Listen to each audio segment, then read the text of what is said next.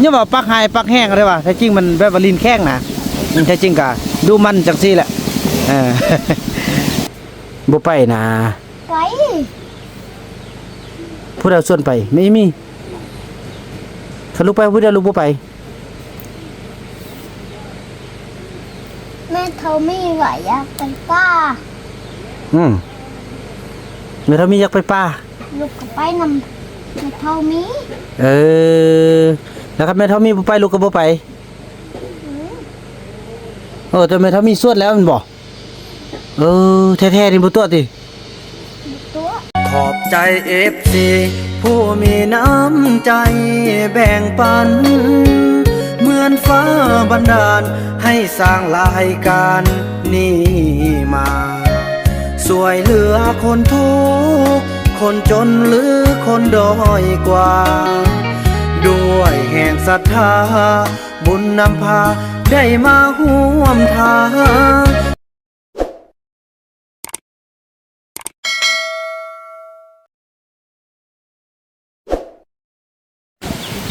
พี่น้องสบายดีเนาะภาพบรรยากาศต้นแรงป้าเคยไปเบิ่งกบได้จักโตไปเบิ่งดูไปในน้ำตายน้องเอาผ้าบ้านพวกไว้แล้วน้องไปเอาตัวนั้นพกบ่ได้เขาเอาผ้าสีดำบ่มาใส่น่ะมันอบสำกับอยู่ในหม้อเลยแหละน้องลูกมันมาแล้วมันบ่รู้ว่ายมาตายไปแล้วมาตายว่าแห้งเพิ่มกันโอบนี่เดี๋ยวลองเที่ยวผ้าจุดพกมันก็ซ้ำแห้งอบตึมบ่เฮ็ดได้บัดนี้น่ะอายหึงออกแล้วบัดนั้นเอากระแสดำหรือว่าเฮาคนนั้นกกนี่ไปจุ่มๆเลี่ยนเอานี่อันนี้เด้อผู้ที่มาอยู่นำเฮาอันนี้เป็นเป็นเพิ่นเอิ้นว่าเป็นชื่อว่าจังได๋เป็นน้องของคำน้อยนี่ชื่อว่าจังได๋เป็นน้องคำน้อยนี่เป็นน้องขิงของเราเด้อฮักแพกกันเด้อนี่อันนี้เพิ่นมาดูแลแม่นี่เห็นบ่แต่นั่นได้บุกยงผู้นี้น่ะบ่เอาจังน่ะอันนี้ไปนำเอาน่ะเป็นสระบุกยงเคยได้ยินอันเกี่ยมเครื่องลักนี่เก็บเครื่องลักนี่ว่าพอดีน้องกับเมียมาแล้วพูดบ่ได้เก็บหาลูกไว้ว่าลีนบ่เกี่ยมเครื่องสินี่เนาะป้าโตเดี๋ยวนี้บ่ปากไม้เลยเด้อเดี๋ยวมันนี่จะเป็นลูกคนนี้ซั่นไม่มีบ่ลูกซั่นนี่ได้ยินอันนกบอกแล้วอ่ะไปถามกับบ่มีไฟนั่นล่ะให้แท้จริงมันอยากนี่ผู้เดียวสัตว์กะยามันคำมันสินี่น่ะกะยาเฮาห้ามมันบ่ได้ดอกนั่นน่ะก็แต่เด้อพอได้สินี่ก็นี่บ่เป็นหยังเนาะผู้ใดอยู่ก็อยู่ไปให้ได้ก็จำเป็นแหน่อันนี้ก็อันฝากฟังนำนี่อันนี้พูดไอ้นกกันคนนั้นมาเอาเงินมา10,000ไปซื้อขนมมาให้น้องโอปริโออันมันแน่อันนั้นน้องส่งอันนี้นี่เป็นพวกซาลีเด้อแล้วเพิ่นเป็นพ่อเราลุ่มเฮาแล้วมาเอาซาลีแล้วตอนนี้ท่านนี่ใช้ในการป้าหันยักษ์เป็นคนเว้ายากหน่อยนึงอย่าถือสาเด้อแต่จริงก็คนใจดีแหละเว้านี่คือว่าไปเว้าหายนะแต่จริงบ่แม่นหายเด้อเพิ่นเว้ายากลิ้นแข็งเห็นบ่บอกกันเด้อบอกกันเอานั่นแหละบ่แม่นโอ้เนี่ยว่าปักหายปักแห้งอะไรวะแต่จริงมันแบบว่าลิ้นแข็งนะแต่จริงก็ดูมันจังซี่แหละอยากโอ้จะเราเป็นไงโอ้เราประเดี๋ยวนะกับเราอยากไปเรื่องเรื่องนี้นะอันเรื่องเราที่เสียบนะอันนั้นหยดตัดโดยยกเลยนะบอกเพิ่นว่าเจอของเพิ่นนี่แบบอันกันอยากจะหาแล้วก็ไปเว้าผู้เดียวนี่เพิ่นบ่อยากระบายผู้อื่นอย่างต่างอันนี้เขากันแถวเว้าได้โลกฮักแพงกันเลยพัฒนานำกันเนาะอันนี้ก็ดูมันนำเซาลี่เดี๋ยวต่อไปอันนี้แหละไปมือเราไปเบิ่งให้เนาะเมื่อเรานอกอยากได้บนได้เราหักษาไว้เด้อบัดอาจีได้ป่ะเรียนซาลี่นะเรียนซาลี่กับฟรีกล้วยตูดนะแล้วไอ้ว่านี่หรือว่าเฮ็ดร่วมกันเลยบ่หรือว่าแบ่งของพ่อของมันบ่ฮึลูกเนาะเบิ่งมื้ออื่นก่อนเนาะเพราะว่าคันสิแบ่งก็แบ่งให้มันรับผิดชอบของพ่อของมันหั่นนะแล้วคันร่วมแล้วก็ร่วมแล้วบัดค่ายร่วมก็ได้เนาะค่ายได้เฮาได้ก็ค่อยว่ากันปันกันเนาะแม่นลูกเนาะเอาก็ดีๆซะนะนั่นพนันเสือฝุ่นมันเยอะซะเราได้เสื้อบ่ได้กินแดงกันนะเนาะแม่นบ่ก็คือว่าแหละดีแล้วคันพวกน้องเข้าใจกันนี่ สั่นก็เข้ากันเนาะเฮ็ดนำกันไปก็ไปนำกันเฮ็ดก็เฮ็ดไปคนมานำกันบ่ฟ้าบ่ฟังจังซั่นแหล้วเนาะเอ้ยฮะเอาไปบ่ยงเด้อพอบ่ยงเดี๋ยวนี้บ่ปากอายแล้วเด้มันแบบว่ามันสงสัยเพราะว่าเฮาบ่ห้ามแล้วมันอยากไปก็ไปซะบ่เป็นหยังดอกเฮาอยู่พัฒนาถ้าเขาอยากกินข้าว มันลูกบอลน้องอยู่ นี่บ่เว้าเลยเด้นี่นั่นน่ะไปพี่น้องอ๋อตัวนี้อันตรายขนาดพี่น้องนี่ไปก็พากันสร้างเก็บเอาพักเอามีหมักแกงเด้อายงหันพี่น้องเดี๋ยวนี้บ่ฮู้ที่เสร็จเลยมื้อนี้ก็ถือว่าเนาะผู้ใดได้เห็นทางซ่องสอนนกก็สิฮู้เนาะลักนี่เกี่ยมหอบเครื่องมีเกลือแป้งนัวมีแซมมีมีดมีหยังพี่น้องเอ้ยเนาะก็บ่เป็นหยังเฮาก็สิบ่ได้ห้ามนะเฮาสิขึ้นไปหาเด้อเห็นบ่เพิ่น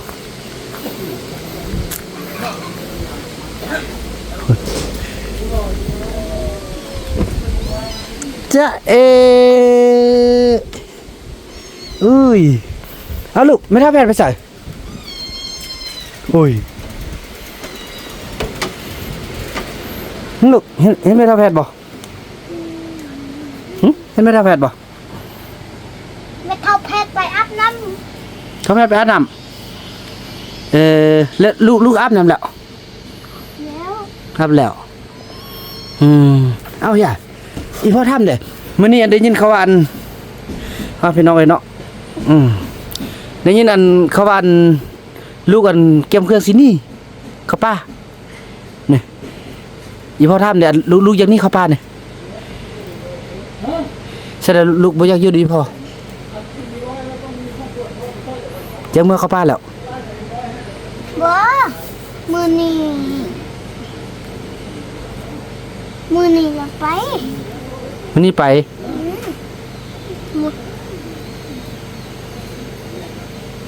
แล้วแม่นกเห็นก่อนแล้วเมื่อใดลูกสิไปปาติม นี่ โอ้ มือนี้เราไป เนื้อได้ก็สิไปผู้เดียวเลย ไปกับแม่อีมีไปปุ้น แม่อีมีสิไปซะเด้อบ่ไปนะ ไป ผู้ใดส่วนไปแม่อีมีถ้าลูกไปผู้เดียวลูกบ่ไป แม่เท่ามีว่าอยากไปป้า แม่เรามีอยากไปป่า ลูกก็ไปนำแม่เท่ามี แล้วครับแม่เท่ามีบ่ไปลูกก็บ่ไปแต่แม่เท่ามีสวดแล้วมันบ่แท้ๆนี่บ่ตัวติ ตัว สิไปก็บอกอีพ่อดีๆเด้อบ่ตันลักไปอีพ่อเป็นห่วงบ่นึงอีพ่อก็บ่ห้ามดอกอยากไปก็ไปเด้อแต่ว่าบ่อยากให้ลักไปแล้วอีพ่อห่วงยันเสียยันคนรักหั่นนะอย่าบ่นึกว่าโจรลักแหละพี่น้องเอ้ยเนาะ อยู่นี่มีแมวตัวหนึ่งมีแมวตัวหนึ่ง อ้าวผู้เอาไป แปลงเงิน เข้ามา เอามาหา เอาไปส่งคืนแม่บ่ได้พ่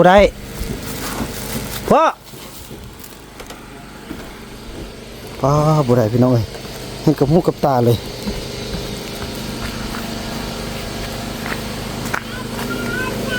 พ่อแมวนี่ส่งคืนเด้อแมวน่ะส่งคืนเด้อบ่แม่นบ่แม่นซะเขาว่าแม่นเขาอีพ่อบ่น่าบ่มีแมวเบิ่งมาว่าดีๆเด้อเฮ้ยบ่เด้อเจ้าอันนั้นยงแมวผู้ใดเด็กน้อยเขาจับมาลิ้นลุ่มนี่น่ะเขาไปพ่อมาให้บ่น่าลูกสาวมาลูกชายหลานมาลิ้นนำเด็กน้อยอยู่ที่ แมวเนี่ยเขาเรียกมันมักกิน บ่ได้มาบ่มีแมว เรียกกันโตเดือนเลย ไทยนี่เริ่มคิดตัวกันแล้วเนาะไว้เจ้าบ่ได้จักคนแล้วบัดนี้น่ะ เขาบ่มีแมว โอ้ ช่วยจะมาเด็กน้อยมาลิ้นน้ำเด็กน้อย เขามาลิ้นน้ำ เอามาอันนั้นหักมาซื้อรถเก็บที่มีคุณ ป้าเนี่ยว่าสร้างตัวได้ซั่นน่ะบ่แม่นให้อีพ่อสัญญาบ่แม่น บ่เป็นหยังก็เป็นรถ น่ะ มื้อนี้8ครับอีก โอ้ พ่อขับรถ เฮ้ย น่าเราเงินไม่ทำนี้ขึ้นมาเรียนล่าง โอ้ ไป ไทยนี่คิดตัวแล้วเนาะตายคิดตัว ไอ้เนี่ยงั้นขึ้นก่อมา โอ้เดี๋ยวเป็นยังไงเกิดเป็นมะลูอยู่หยะแล้วตายกันสั่นแล้วก็ปล่อยเลยบ่ท่าข้างเลยเอายองลูกเอาใครปล่อยเอาบ่แม่นลูกอย่าไปตัวบนของเขาเอาปล่อยออกลูกบ่ต้องข้างนั่นนี่บับปล่อยออกไหมปล่อยออกเลยปล่อยออกอย่าให้ตึมจักเถื่อเด้อลูกเด้อบับเด้มันฮ้อนก็เฮาไปอยู่ในเป้ากับบ่ดีก็ลูกน่าย่อไปเอาเสือกมัดแล้วผู้เดียวมัด อีมี โอ้สัตว์มันพากันซั่วแท้เอาว่าก่อเห็นไหมแมวนี่แมวหาก็มามื้อนะนี่น่ะบ่เคยเห็นจักเทื่อบ่ต้องคั่งนี่เด้อนี่เด้อ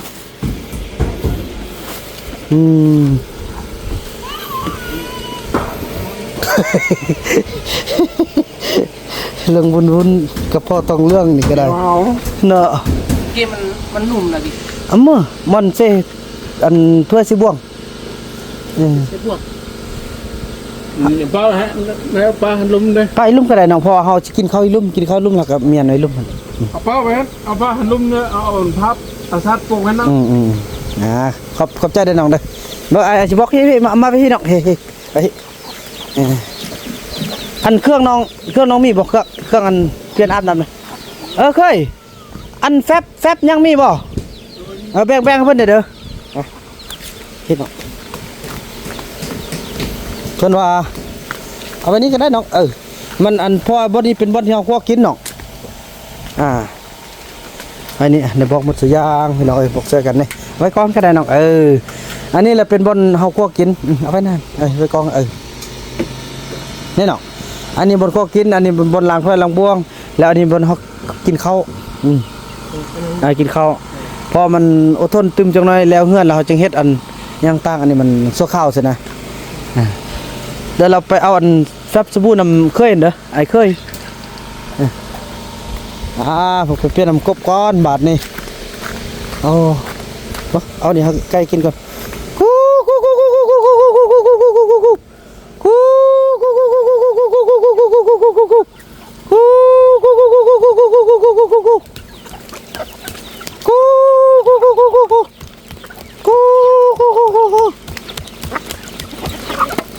หุ่นมากนี่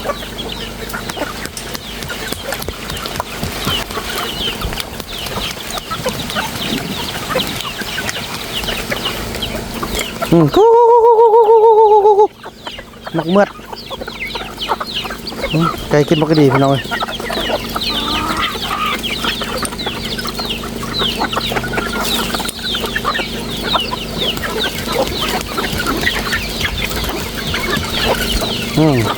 โอ้บ่เดียวหมดโอ้มองเมือดเขาไก่จะหมดแล้ว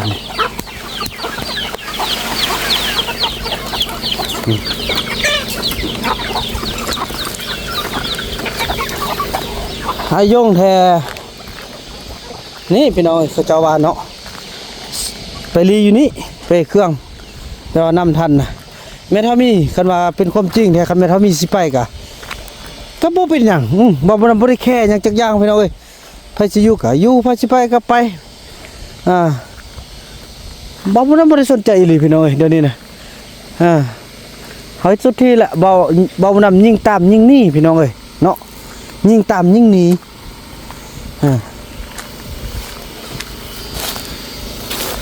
ยิ่งตามยิ่งหนีบ่ไหวพี่น้องเอ้ยนี่โอ้โหตายไล่เติบพี่น้องเอ้ย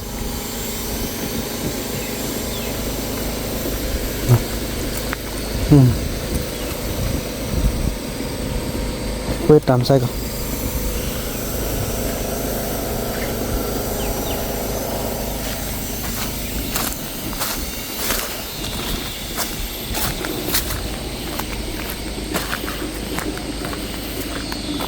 ขอให้ไอ้ทรงอยู่นำเด้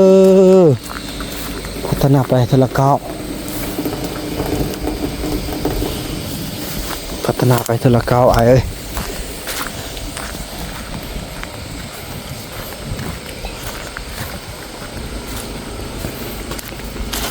มันบอกมันนำได้ปล่อยน้ำออกแล้วเนาะ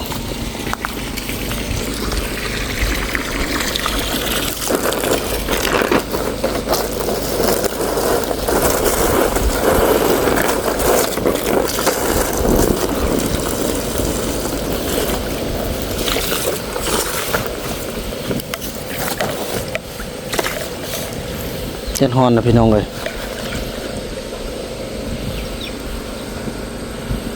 จะได้เอาซอกเอาเมียงมาใส่กันไหมฮู้ฮู้ฮู้ฮู้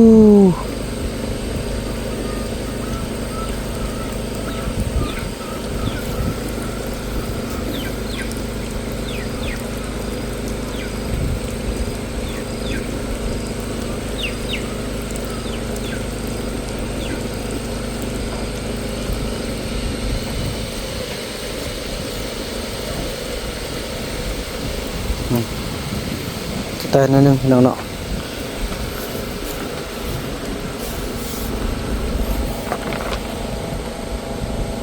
จะได้ลูกเก็บตัวตายเนาะก่อนทำได้พี่น้องเลยแล้วก็มีการเสียหายได้หลายเนาะบ่มีอันใดหรอกสิบ่มีการเสียหายนะพี่น้องเอ้ยปกติแล้วกันเรื่องกบนี่เนาะ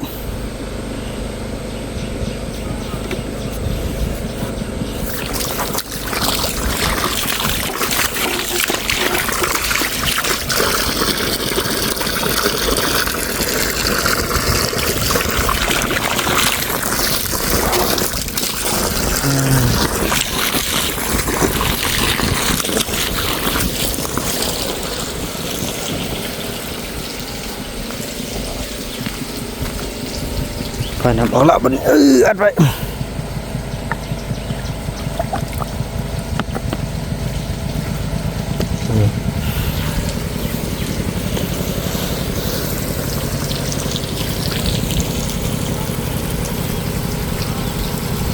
เอาหัวหันมาว่านบาดนี่ไป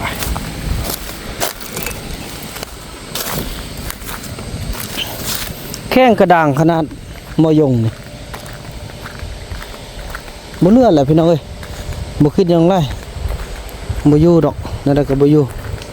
นั่งติ๊กก็พอนั่งติ๊กเดี๋ยวนี้นะเอาไปเอามาเลย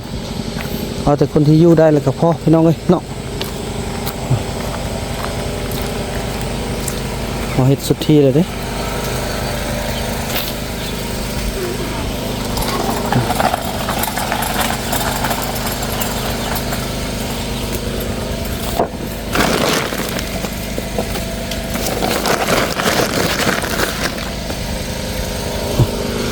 ซ้ำนี่แหละพี่น้องเกลือเนาะ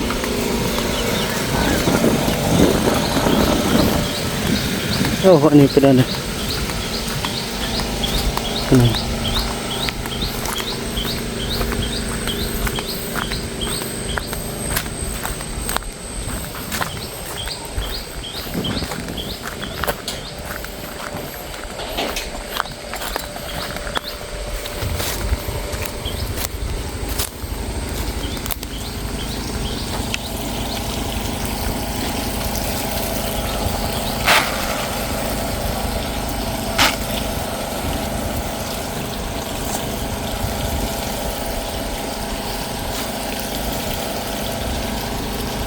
ที่นี่ก็พี่น้องงับเลย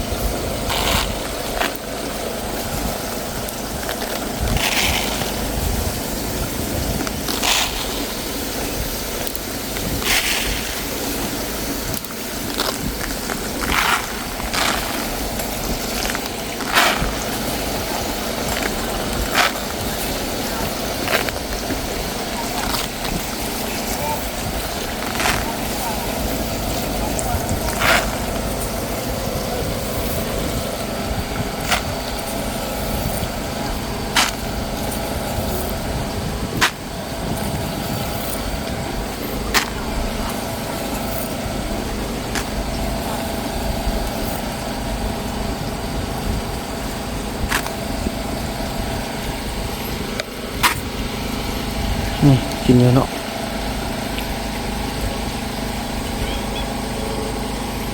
ยับอยู่หั่นกินอยู่เนาะ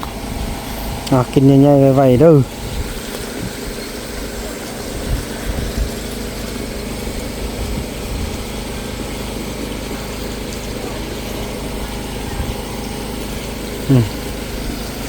กินอยู่หน่อย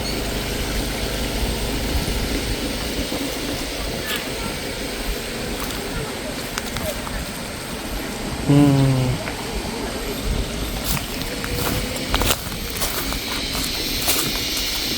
่นำคนหลายคนหรอก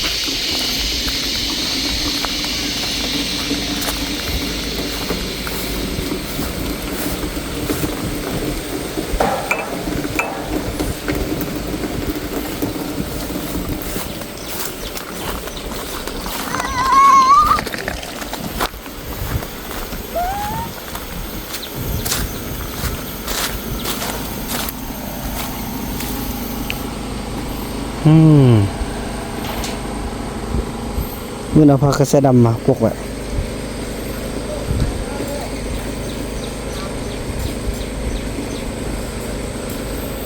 ถือว่านั้นแหละพี่น้องเนาะถือว่าคลิปนี้บ่าวนำขออนุญาตจบคลิปกับสำนีกันเด้อเนาะแล้วก็พบกันใหม่ในคลิปต่อไปเด้อพี่น้องเนาะ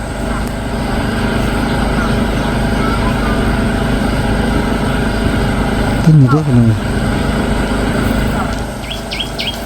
งพี่น้องเดี๋ยวพบกันใหม่ในคลิปต่อไปคลิปนี้บ่าวนำขอกล่าวคำว่า